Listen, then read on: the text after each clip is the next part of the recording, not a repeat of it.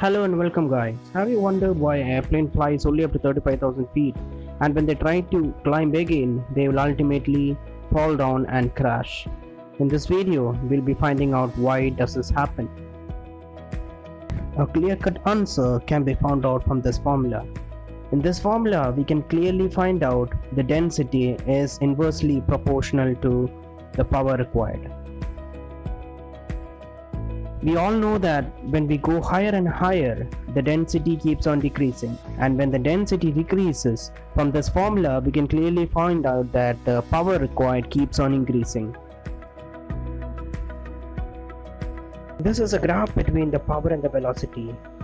The blue colored arrow shows the power required, which keeps on changing as we go higher and higher, and the green color arrow shows the power available, which is always constant for any jet engine. So this is what happens when an aircraft goes higher and higher. The power required curve in the black color keeps on increasing and matches with the power available curve, and that is when the aircraft loses the power available and hits the ground.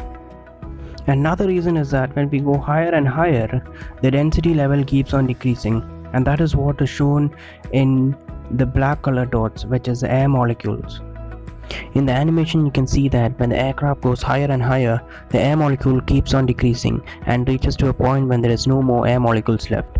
That is when it finds it difficult for the fuel to burn. Therefore it loses its thrust and falls down. I hope this animation gave you a good idea about why aircraft don't fly very high. So if you found my video informative, do like, share and subscribe. Thank you.